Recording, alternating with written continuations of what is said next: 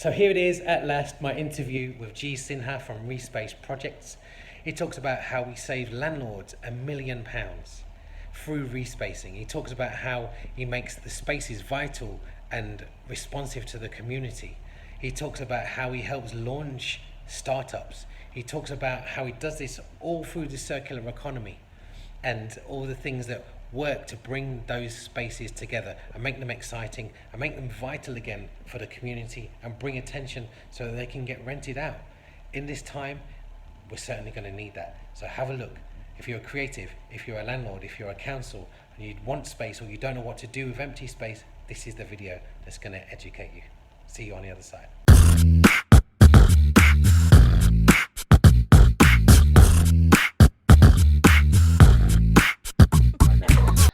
So welcome everybody, welcome Gee Sinha from ReSpace Projects. We're just going to do a little bit of a chat I want Gee just to introduce how the first, what was it, the first project, Gee, with the Hive? So the first project that ReSpace Project did, which is one of a momentous, monumental sort of project that they did. And I kind of came in at the tail end, and that's how I kind of met Gee and the ReSpace guys.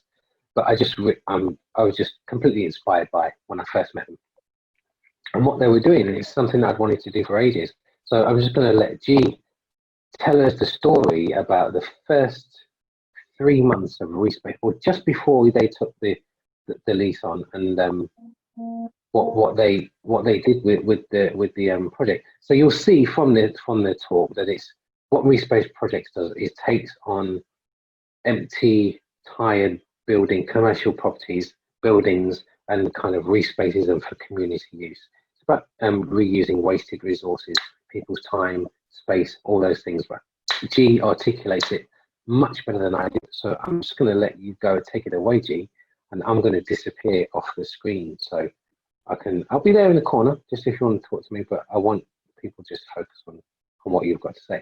So Gee, tell us, just before ReSpace Project kicked off, what was it? How did you take the opportunity? How was the opportunity brought to you? And then tell us what happened from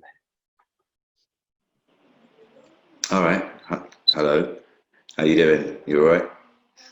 Good. Yeah, I'm good.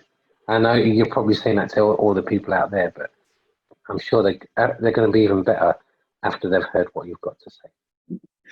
All right. So basically, respacing is it's actually, like you said, it's an old idea. It's something that you've wanted to do for ages. A lot of people, I think, have wandered around and seen empty buildings and thought that they'd like to do something with them. And over the years, from 70s, 80s, 90s, and the early noughties, there were all these massive community squats inspired by European projects and Christiania in Copenhagen and Amsterdam and stuff like that. And I think that there was this element of artistic freedom that had been floating around a long time. And I fell into that scene myself. I fell into that world when some stuff happened in my life, and I ended up living in one of these creative squats in Leytonstone in East London. And the vibe there and the way that things worked, it was just so supportive, and it was just such a rebuilding on a personal level, such a rebuilding process, being able to be in a place where there wasn't any rent, there wasn't anything to worry about, but what you could do was just focus on healing yourself and focus on the local community and your colleagues that you're living with. And so when squatting got banned in 2013, it was kind of my campaign to find some way of keeping that going, because it's such a safety net for people in society. And so that's what I did for a few years after 2013. For a couple of years, I just was taking buildings and trying different ways of speaking to building owners. Because logically, you've got these giant empty buildings, they're paying money out. They've got all these horrible solutions like community property guardians and charity shops and stuff, and just security companies. It costs money. And so it made such a lot of sense, but it's so hard to talk to owners. It's so hard to find. Gee, can I just stop you there? Because it's really important. One really important thing that I know a lot of people might be listening to this, and that misunderstanding how respacing differs to property guardianship. Could you just tell us like a quick snippet of how it differs and why it's better? There's no argument why respacing is different to property guardianship. Property guardianship is ultimately selling people under standard accommodation for good cold hard cash, and it's a way of making large amounts of money for certain companies off the back of what is essentially a banned practice in this country, slum landlordship. So I don't know how that's managed from the 60s to 2020, somehow flip and become a legal thing. But now you've got councils providing understandard accommodation. The way the respacing is it's not really about standard, it's not about accommodation, it's about the trade-off of space. So what we're more about is saying, look, we're not going to charge money for this because that would be outrageous. That's exploitation. But what we can do is we can give you that space, and in return, you can contribute towards either the fixing up of the space or running it or maintaining it. And the idea here is what you're doing is instead of taking money out of the local economy and then not putting anything back into that local economy, what you're doing is you're essentially allowing for growth, and you're allowing for people to try out ideas. You're allowing for people to reset. And so it flips the idea of property guardianship on its head, and it considers that the property, while it's sitting there empty, could actually just serve the community. So it becomes a community guardianship type concept. And the difference is really clear, because the principles behind what a ReSpace or what a community guardianship, like what you do, the principles behind it is about delivering benefits. That's what it boils down to. It's like, how can we help? How can we fix these things? When somebody's got a problem, they'll come to a space and they'll say, I need help. And to be able to enable them by saying, here's some space, here's some materials, here's some brilliant people who can help solve your problem. And meanwhile, you can help solve somebody else's problem. The power behind that is inherently 10 times more valuable, I think, for a local community than having a property guardianship, which is essentially, a giant old building that no one's allowed to even make look nice. So the fact of the matter is, even the rules of property guardianship say the place has to continue to look in whatever horrible state it was in. And that's an eyesore for the local community. And to me, that's an insult to the people who have to walk past that building every single day. That's like saying, well, you guys, you can look at this crap because we don't care what you're looking at. But here's a nice apartment for people with loads of cash. And look, it looks amazing in there. And we'll spend millions on making sure that that bit looks good and that bit looks good. But in these areas, they won't even let people make it look better for themselves. Yeah, and it's funny because that is, as you're saying, that people walk by and it continues to look an eyesore. Meanwhile, people are still making money from it. They're taking the resource out of the community, but in the back end, they're making a load of money out of it. Which they're not just making money; they're making money, and they're also simultaneously creating an environment where the people who are living in that place have no direct connection to the area they're living in, because they're just moving them around left, right, and centre. You've got no tenancy rights and a property guardianship, so you can be in and out in 2 months. You're not spending money in the local shops because you're not from that area. At the end of the day, what you're likely to do is go to your work, do your job, come back, go hang out with your mates where you always hang out with your mates, and then come back to your property guardianship, because it's essentially just a place for you to crash, right? Yeah. No impact on your local community. You might as well be a ghost. All you're doing is draining from it. It's not your fault. That's the role of a property guardian. They're paid security that's actually paying for the privilege of it. Yes. Do you know what I mean? I look after shit and I'll pay you for it. It's comical how it's being framed. So tell us then, or share with everybody, literally that first project. The how you kind of what offered this opportunity of the hive and how you built it, and just that kind of first initial terror, or was it? Like, I'm sure there was loads of different emotions that were involved in having that first thing and then saying, "Oh, let's do it anyway." And it fascinates me to. I mean, I've heard the story, but I want everybody to hear the story because I just think it's fascinating what you did. Fair enough. So yeah, so the whole campaign really started. It started with heritage buildings. It started with these beautiful old pubs and mansion houses and police stations and things that were built in the 1800s, 1700s, some of them, right? And they were just being allowed to rot by landlords. And then we were watching other ones being taken over by property guardianships. And there was a current move then was squatting, in terms of making community squats.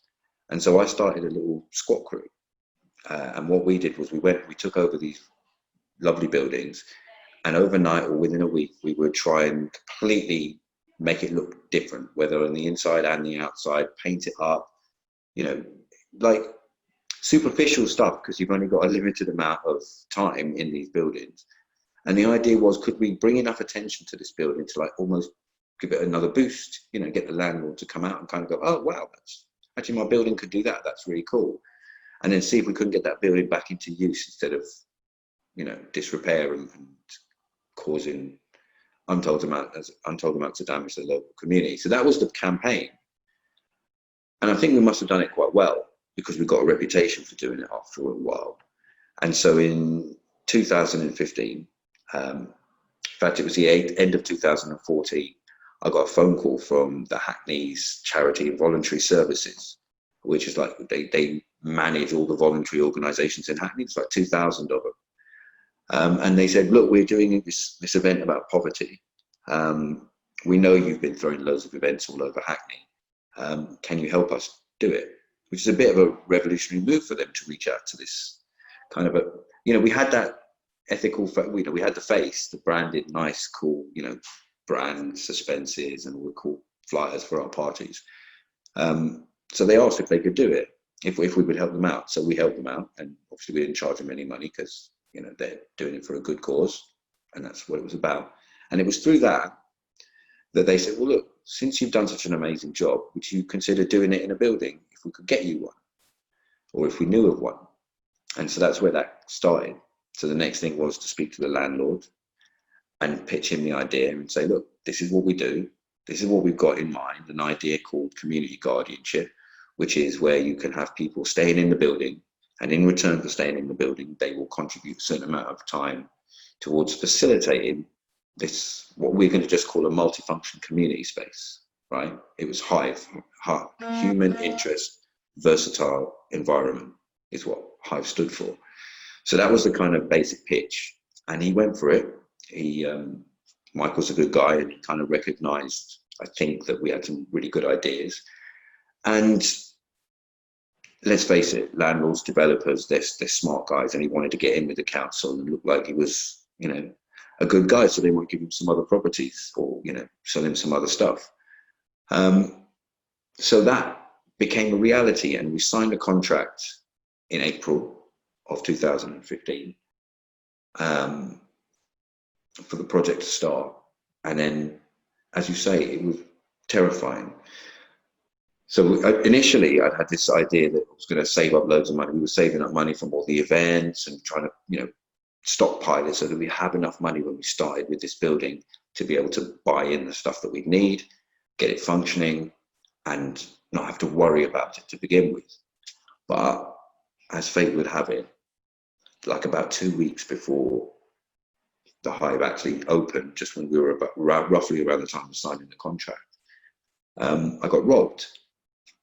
Some people had obviously found out that there was a significant amount of cash money locked in my house, and 3 guys with knives and hammers came and took it, the lot.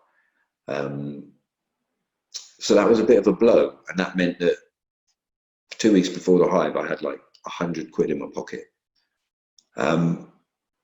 And that meant a completely different trajectory for the Hive. So on top of the terror of having the responsibility and thinking about the insurances and the team and how we were going to get it all up and running, because it was a huge empty office block and it was like completely gutted. So we had to put all the rooms in, and we'd have to work out what to do with it.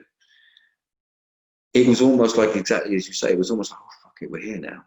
Do you know what I mean? It's there. So we cobbled together about 250 quid. which we used to pay for the very first public liability insurances and some fire precaution stuff, fire safety stuff, just keep the building as safe as we possibly could.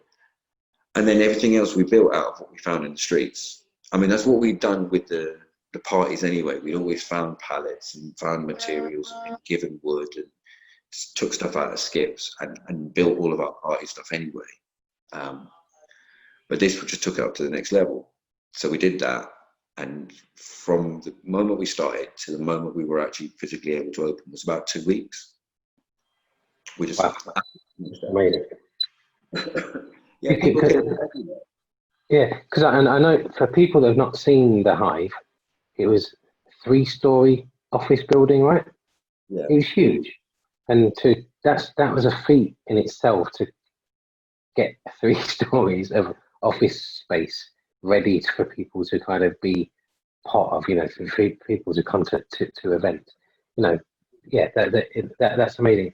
And that when you talked about the stuff that you found and brought in, I know we call it the circular economy.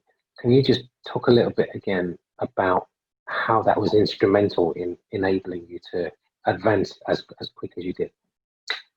well, it's got twofold principles. One, it's about questioning what do you actually need when it comes to trying to do something. What is it you need? If you're trying to run a community venue, what materials, what furniture can you have as a minimum that's going to allow it to function?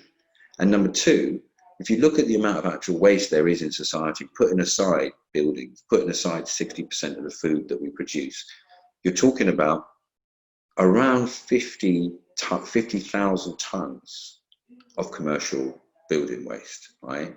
That is usable. That is usable material. So we're talking about full plasterboards. We're talking about girders. We're talking about electric sockets. We're talking about everything that you could possibly need. Wiring by the meter.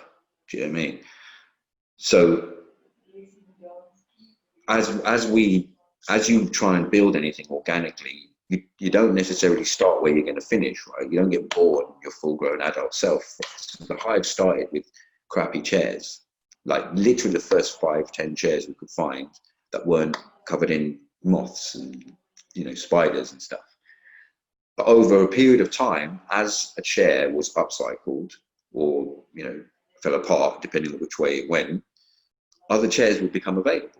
We'd find another one, or somebody who walked in and used it would say, well, actually, I've got one at home. So slowly, over a period of just a few weeks, the chairs went up in quality. So all of a sudden, we've got leather couches everywhere because leather is much easier to keep clean, right? And so, it's the same with our kitchen. We started with a basic kitchen, basic clean, a basic sink, a cooker that had been thrown away in the streets where one of the hobs didn't work. The guy who found that cooker, Ivan, built the kitchen. Within 2.5 weeks, just from what stuff he made and food that was given and sold for donations, he'd managed to buy a £600 professional cooker to install into that kitchen. So it's an evolutionary process. And the idea here was, what do you need to begin? Really, what do you need? We're encouraged to think about funding applications. And if I'd have put funding application in for the stuff that we use to build the Hive, I'd have probably tried to charge like 15-20 grand to get that material. And it would have probably taken me about 6 months. Yeah, you would have probably still been waiting. You've still been waiting for the funding decision. Is it value for money? All those kind of.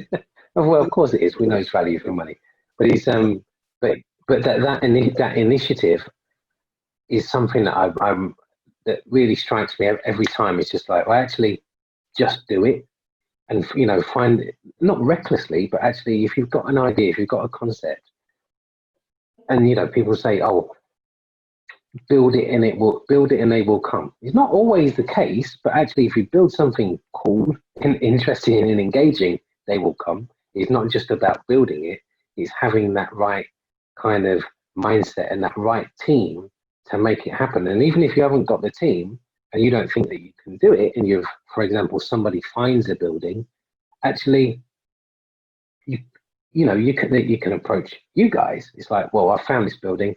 can you help me get this, you know, on the street? And that's kind of what I did, because I wanted to have a space.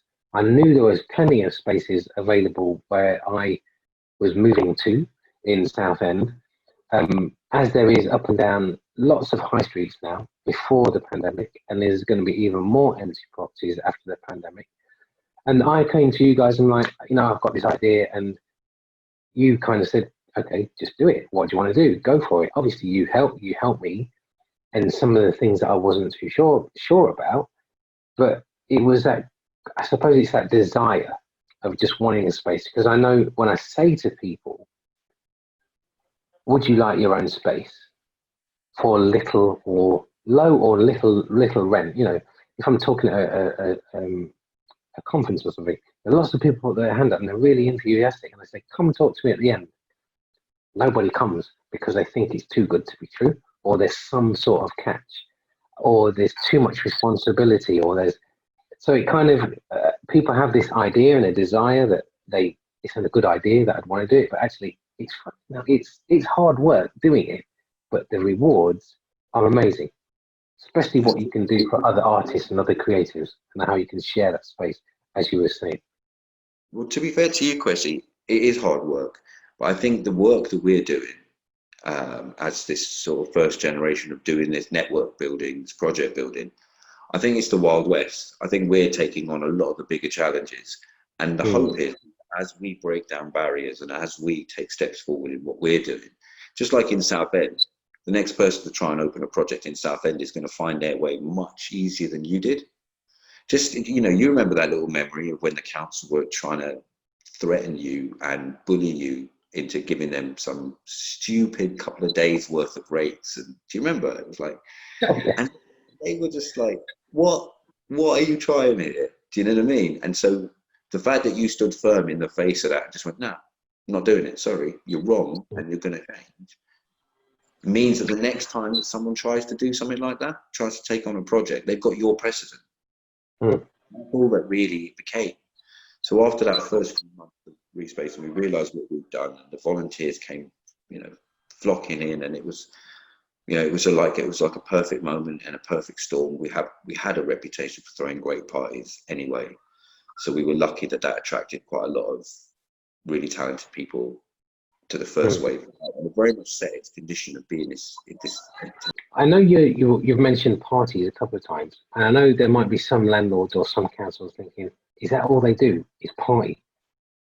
Tell us a little bit more what else happened at the Hive, because yes, it's not party in the way you've got drunkard people and you're wrecking the place. It's actually events where there's constructive people coming to attend these things. And I think there's an important distinction, and I'm glad you brought it up. But and we needed the party scene to kickstart, to get the attention, because the reality is that business people and sound reputable people do not necessarily look at just a bunch of people who turn up with an idea and give them any credibility whatsoever. But if you've taken a gigantic building and in 4 days transformed it from a broken down old Pizza Express into a theatrical venue worthy of like the West End, you've got every local business up and down that high street with their own little pop-up stall in the backyard and inside. You've got fire breathers and you've got magicians playing all night long, and the tickets are like £3, and everybody from the local community comes in, and the local newspaper turns up to cover the night, and the reporter ends up modeling in the catwalk show. You got attention, and that was all it was in the first case. Can we get attention? Can we be shown to be sensible? And when we gave the building back, we didn't give it back, but when we eventually left that building, it looked like a venue. It didn't look like a broken down old Pizza Hut.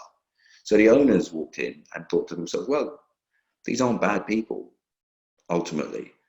And so it was very much and it has always been, it's very much been about gaining trust. So having got that, we decided, right, we've got this amazing opportunity with the Hive to do more than just events, to actually start tackling some of the bigger problems in the world, like homelessness, like food poverty, like fuel poverty, trying to talk about some of the major issues like people's personal rights, like environmental and ecological issues. And those are the main reasons where we moved forward. We thought, okay, now we're going to do things. So at the Hive, we had music events, but we also had conferences. We had hundreds of exhibitions. We had general meetings. We had the Labour Party, local Labour Party and National Labour Party come down to use it for their events. We built skate parks inside it. We pushed the envelope of what you can do with a building very specifically. And that was because that's what we were trying to do. And this is the key. What ReSpace does, what I do and what my organisation, what you do, is we are about trailblazing and we're about setting these inspirational projects up. But we're not expecting all the buildings to be like that. We're expecting other buildings to be just art venues or just food spaces or just this, but with their own cultural mix and their own idea of what is really important and what is necessary for the local community. So yeah, it grew from a certain seed that's been going since the 70s, you know, that cultural squat scene. And music is such an integral part of modern life that it was almost bound to be that way. But it means so much more. In fact, probably my favorite statistic from the Hive is that as we did a survey at the end, surveyed all of the people who've been through the Hive, thousands of them, and we got quite a few hundred back. I think something like 80-odd%, I need to check the number, 80-odd% of people reported that through their interactions with the Hive, their understanding and their environmental behaviors had changed positively for the better, right? That's 80%. When you're talking about that sort of positive impact moving forwards, that's what we're about. We're about helping people make change.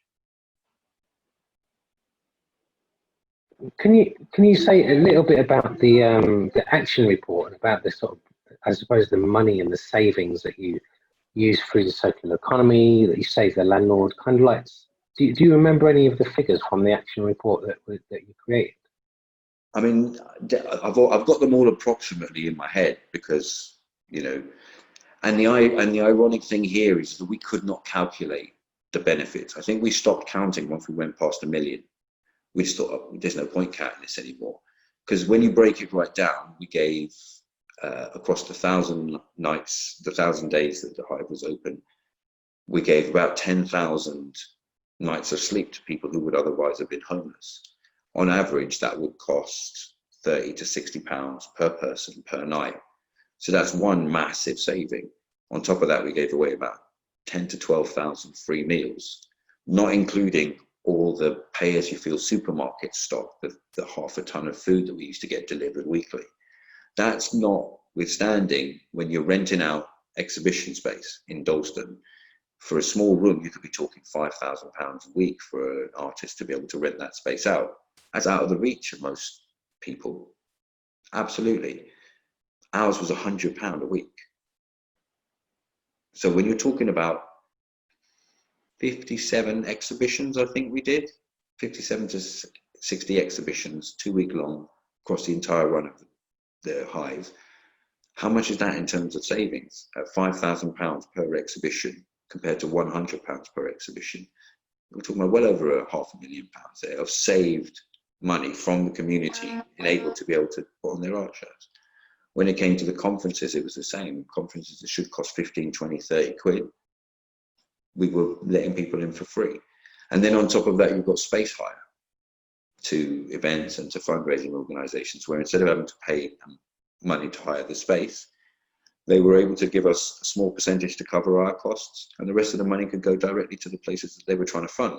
So they're taking 70, 80%, 90% of the money that they turned over, and we're able to send that out to do good. And then on top of that, there's the health and well-being benefits that we provided.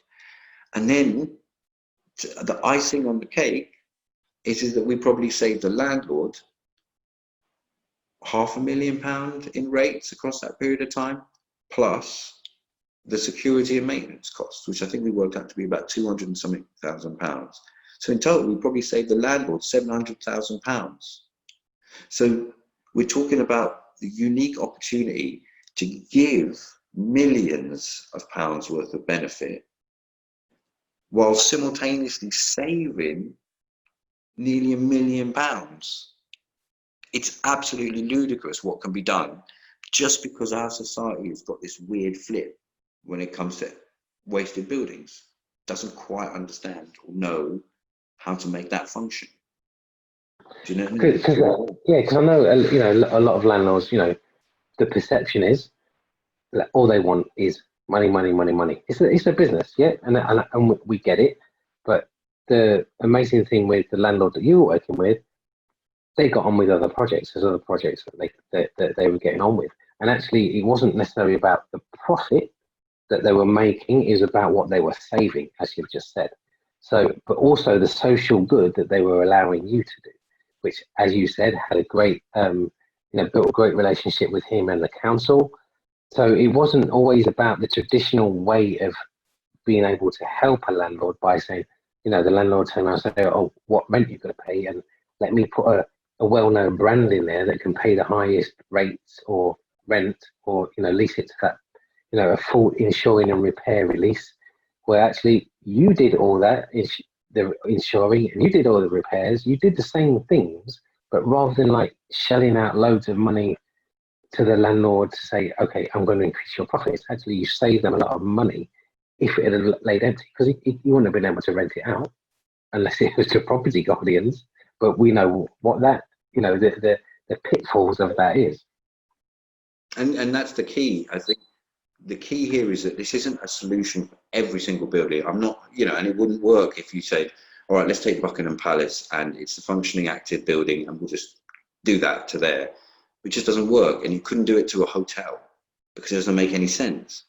But when you've got a building that's stuck, you haven't got the money to be able to redo it, or you're waiting for permissions to come through, or there's a challenge from the local community to the idea that's going on, or there is some kind of issue with environmental, which is a lot of buildings, and it can also be things to do with heritage. Then these buildings are stuck, and they're a problem, actually, for the landlord, and they're a problem for the council, and usually a problem for the local community. And they're not a small amount of buildings here. We're talking 80,000 in London alone, right? So if you're multiplying out benefits, right, let's talk ballpark figures. Out of 80,000 empty buildings, if you took 10% of them, right, that's 8,000 buildings. If 8,000 buildings produced the same benefit ratio as the Hive, that means £250 investment delivering over £1 million worth of benefits. You're talking about £8 billion worth of benefit directly pumped into London. Just like no-brainer. It's a no-brainer, right? It makes no sense. And at the same time, you're reducing the amount of costs when it comes to the waste of food. You're cutting down the amount of environmental damage that's being done by throwing away materials straight into landfill. So you're saving the planet, you're saving the environment, you're allowing people to express their creativity in the local area, you're giving businesses opportunities. I mean, in the Hive, I think we started 15 businesses. We didn't start, but they came through the Hive and blossomed from there. In the current project, in 1 year, I think we've done 30. So people are desperate to start their businesses, or desperate to get their idea up and running. Do you know what I mean? The fear of not being able to do that, the fear of taking the rent and then not being able to bring the cash in, that A, prevents people, or B, more dangerously, means that they end up starting something which there isn't the funding available to actually finish, and they end up losing their money and the money of the people invested in them. And the landlord doesn't get paid in the end anyway. So you're looking at this weird conundrum where you've got this lovely little elegant solution. It's been going on for years and years and years, but no one's connected the dots. And now you and me and others, understanding how this all works together, we're just connecting the dots. We're just saying, well, actually, Mr. Landlord, you don't have to worry that your building is going into the hands of this community group, because you don't have to worry where their money is coming from, because look, there's a warehouse over there and it's full of materials. It's full of desks and chairs that they can just go and get. It's got all the cabling and the lights and the fire protection equipment that they could possibly need. They don't need money for that.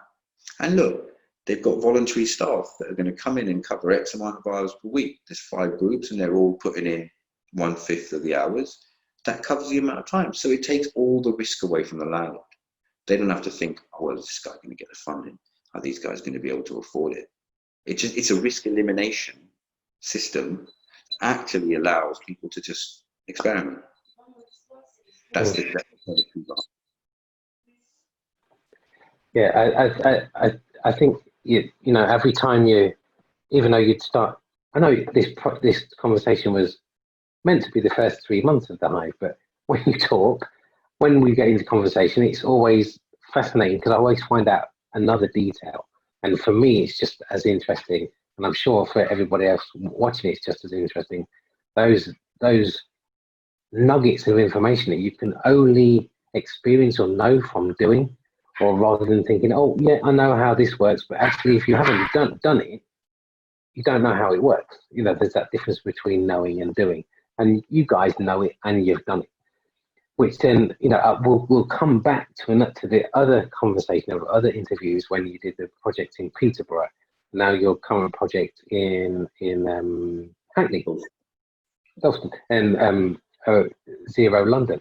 So all those kind of other projects and all those other possibilities will kind of start to build on this story. But that as the beginnings is such an inspirational story, and it's not unreachable for a lot of people, right? Especially if they've got the help of, you know, the ReSpace and myself and the people that are doing it and have done it successfully. There's help there, and you know, it's not like they have to think, oh, I've got to do it myself.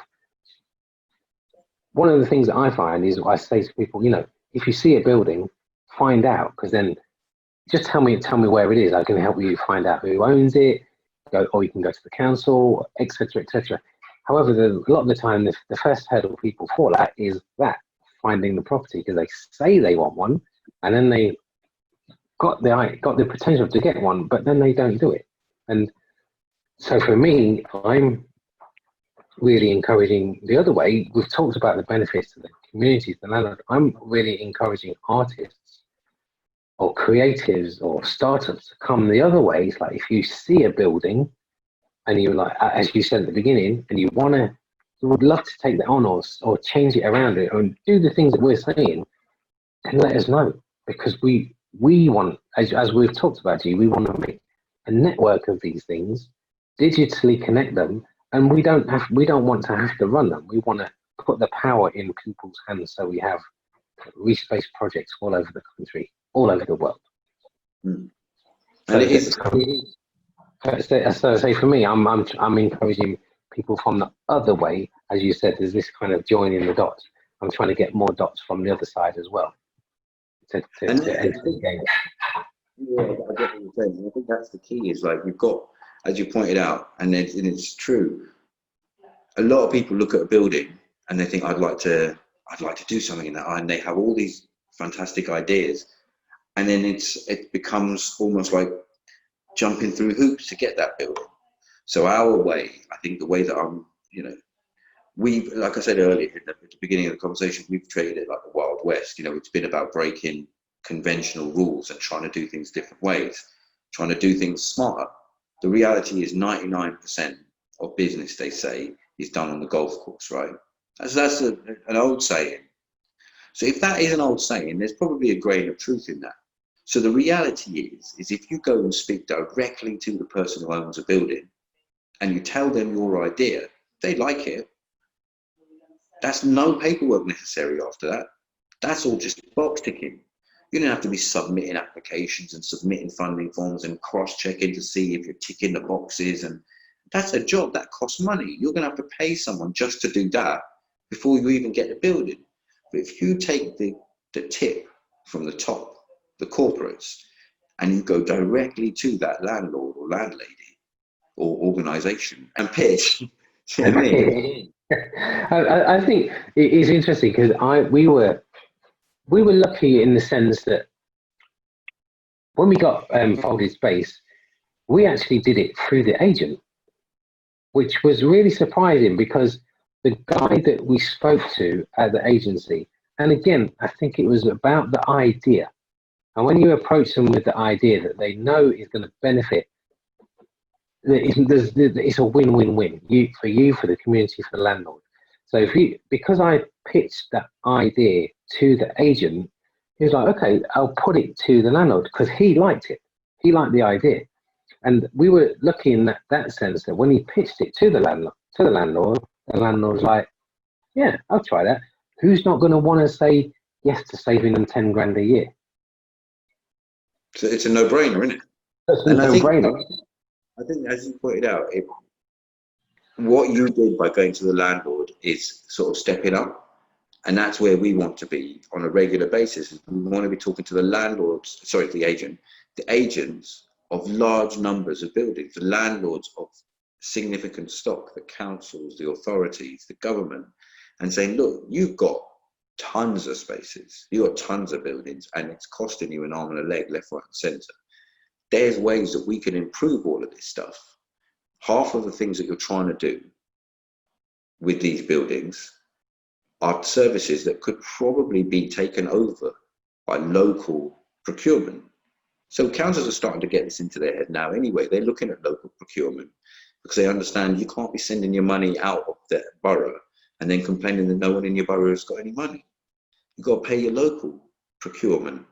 And so by trying to transfer in this local buildings, local procurement, local organisations, what you're actually doing is you're strengthening and building resilience in these in the councils and in these areas and in these people. And that way what we can do is we can release lots of buildings, potentially, so that there could be a list of them. And then when someone does want a building, we're in that wonderful position of being able to say, take your pick. Do you know what I mean? What is it that you actually want, and mix and match? But at this stage, it's just a process of, as you say, spotting a building, finding the owner, and having a good idea, good backup, so that your idea is trustable. That you've got the backup of ReSpace, which means you've got materials and you've got knowledge, you've got expertise, and you've got connections to other organisations. You've got your own backup in terms of your own network, and you've got 3 or 4 other organisations in the area who would like to get involved. Once you've got that, you've pretty much got everything you need. And then that's when we can go in and negotiate with the landlord and get a certain period of time, usually a trial period, which is ideal because you want to prove what you're doing. It's a self-test as much as it's a proof to the landlord, because otherwise you're their divorce. Do you know what I mean? You need to know that as soon as possible, right? Mm. And the fact that an extension after extension after extension is just an indication of how important your project is. That's what this game is. Because what was the hive extended? Was that an initial period and then it could get extended, or was 7 times in total. Landlord just kept extending it for as long as he possibly could, and then when he got to the end of the deadline he'd set, he just argued with the council a bit more time, and put back his building plans for 9 months, and do you know what I mean? So just he just kept getting extensions on it. So it wasn't the fact that he couldn't get the right planning; he just didn't want to pursue that project. Is that what you said? So even though he knew that he was going to make a fortune from doing a commercial to resi conversion, he got on with other projects. And because you were doing such amazing work, he chose not to do that project. Is that what you're saying? That's what he said. He's on video for saying it. Do you know what I mean? Yeah. Because you were also involved like REBA and Hackney Council. There's loads of kind of beneficiaries to the project, right? Yeah, and the GLA and Mayor's Office and local NHS and most of the local schools and half of the universities from East London. Do you know what I mean? That dotted in and around. So I mean, the level is always about trying to cross all structures and all strata of society. Do you know what I mean? Get everybody involved, because our mutual work, our mutual collaboration is the thing that makes it successful in the long run, right? And it's the kind of security in numbers, right? Landlord can feel more confident, council can feel more confident, you can feel more confident if you know you've got good backup. It's amazing. Like I say, I always learn something new and inspiring every time we talk. Um, I kind of just want to close and kind of finish just talking a little bit more about. So we have ReSpace projects, which is the vehicle that you've been using to currently. Can we talk a little bit, share a little bit about ReSpace growth, what that project is, and what the focus of ReSpace growth is? ReSpace growth is a really interesting branch off of what ReSpace projects is doing. So yeah, we're a problem-solving architecture, right? With a fundamental view that in the long term, we want to be positively affecting the climate so that we have less damage done to our society from the effects of climate change. So it's mitigating climate behavior, mitigating waste, and trying to find effective solutions for changing people's everyday habits, recycling habits, reusing habits. And also putting the actual physical waste into use so that the carbon isn't released into the atmosphere.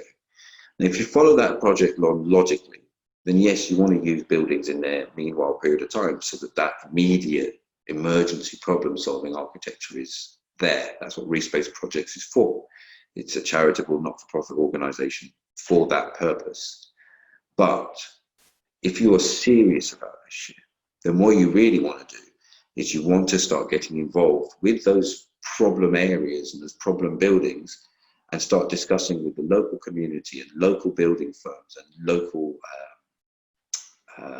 service providers about what they want to see built in those spaces. What do they actually need? Do they need another giant tower block full of housing? Do they need 5 more Prets, 1 on each corner? Do they need 3 or 4 more Tesco Expresses, right? Do they need that? Ask them.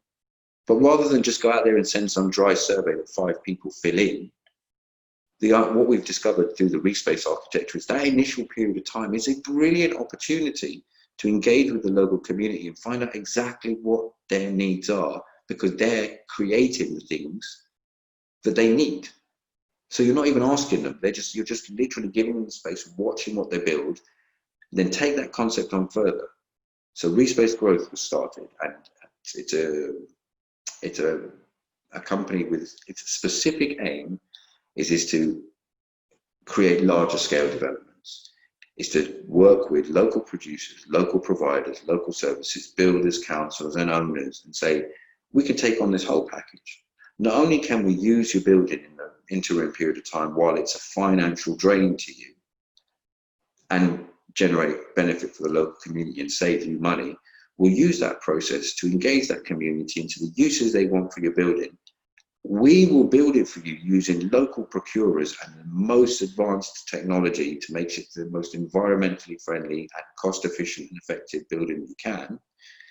And you will get that, Mr. Landlord, Mrs. Landlord, as part of our service. And then we can deliver developments that are completely tailored to their local communities that will last 50 to 100 years.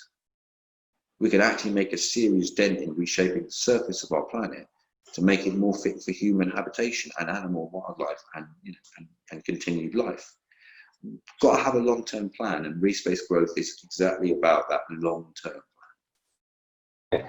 Because I think one of the key things that I found that happen in different areas have a different obviously makeup of the people, and what I found that you guys did in London is different to the things that we did in Southend and the response to things.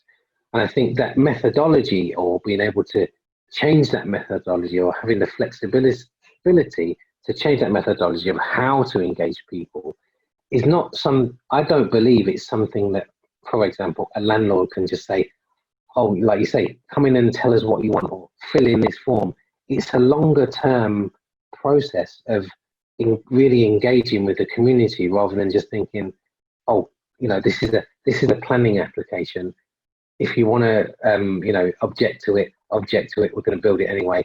But there's something that's so important about engaging local business, local community, like you say, that will affect the longevity and the use of that building. So, if they don't listen to you and they just build something, before you know it, people will be throwing stones at the glass balconies that they've built up upstairs. But if the community have got some agency in what's there, it's a win-win-win. Every time this is a win-win-win. Of course, because your ultimate scale ambition here is for a developer, and I would imagine it would be the same whether no matter who you are, whether you're from the area, whether you're not. Ultimately, you're not there to do bad. You're there to build nice things for people to want to live in and work in, right? So surely the ultimate trajectory would be you take someone who couldn't normally afford to live in a really beautiful high-rise penthouse apartment, but because you've built a beautiful social scale, you've got a little bit of community project, some commercial space, and then your living space. You've got a pathway for people to start their businesses and earn the money so that they can be living. People from the local area can be living in those really nicely priced apartments because they've started a business in that previous 2 years that's starting to generate them the income. So why are you bussing in clients from all over the world who may or may not give you the rental that you need? So you're having to charge huge margins because otherwise you're not going to get your place full all the time. Why are you doing that? When actually your entire marketplace is local, and the only reason they haven't got any money is no one's really given them a chance to earn it. Yeah, it's that difference between regeneration and gentrification, right? Because we all like regeneration. Like you say, we want things to look nice. But I find the problem with gentrification is that exact problem that you're bussing in people from out of the area, and you ignore the people in the area that have actually made the area cool for you as a landlord, or to build something there to try and attract people. So as soon as you start forgetting them, then we're in the danger of gentrification. That's when the building and the thing that you're creating is resented.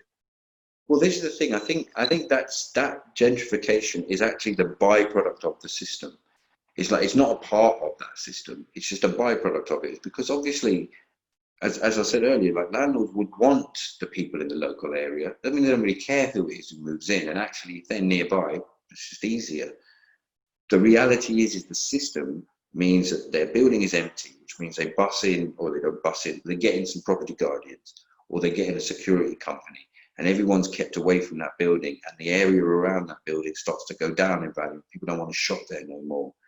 And so it just becomes unattractive. And then your only people who do want to move in will be from further away, because they'll be attracted by the previous reputation of that place.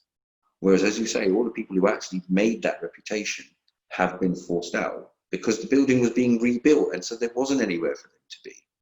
But by a process of regeneration, you can be rebuilding that building or parts of the building around that principle, moving people from project to project, and people in the local area can actively generate wealth for themselves.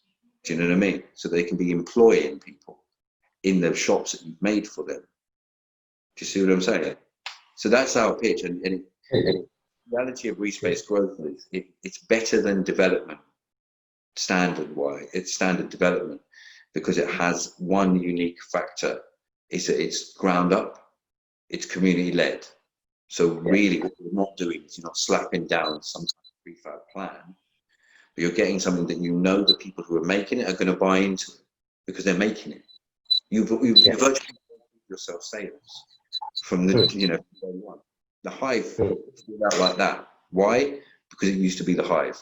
So now it's a set of flats and blocks, and most of the people in those flats and blocks know that building used to be the Hive, and a fair chunk of them have bought a flat and rent a flat in that place because it's got that vibe, because it's cool now. Yeah. It's interesting that again that thing of like you say, from the ground up, from the community, from that, I suppose, from the heartbeat of what's around the space is going to give it that life, is going to give it the vitality, because the developer themselves might not even be from that area, but they've come into that area, but they don't necessarily understand what it's been, what it could be, and all the things that somebody that's on the ground brings to that. So I completely agree with what you're saying, as I do. Anyway, and the reality is, when you look at the example of Michael, the developer of the Hive, or Shaz, the owner of the New England project, or even HCD, who are the owners of our current project, or Highgate Bowl, right? If you look at those different examples of landlords, in each case, what we've seen is actually the landlord or the owner, in some respects, change the way that they were viewing things because of what is actually necessary. So in the case of the Hive and Michael, you know, he ended up extending our deadlines for so long, and then he's moved into doing more social projects now anyway. So he's taking on social projects, bigger scale buildings, and so on. He's doing something similar to what we're talking about with ReSpace growth. With Shaz and Nawaz, it's the same. He has furthered his political ambitions by using that space. In Highgate, the owners were originally pitching for building a large flats. They've now changed and they've taken on our garden space idea, and they're now running their own version of the garden space that was a pitch that we made to them. So there's a genuine pathway here for landlords to also achieve personal ambitions. This is a chance for the kids to be able to go, well, actually, there's a recording studio in one of my uncle's buildings or in one of my mother's buildings. Do you know what I mean? That I can go down and use for free. You know, that kind of thing is invaluable, right?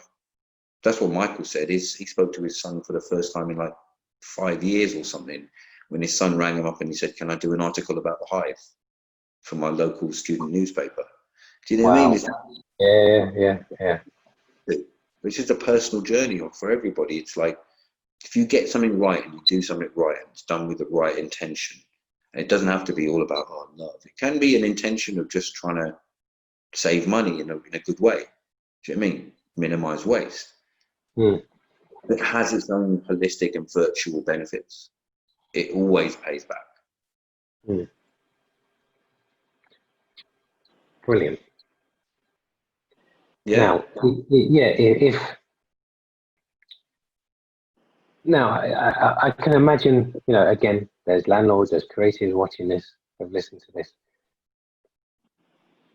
They will have probably known within the first 10, 15 minutes whether they want to go for it, whether they want to do it. But what I'd encourage is just, you know, from listening to it, even if you've not had your mind changed from listening to it, but you're curious, then, you know, you can still get in touch and see, you know, we can still advise on what you can do with your space, even if you wanted to go and do it yourself. But if you go and do it yourself, you don't necessarily have the skill and know-how of what these guys have done for years.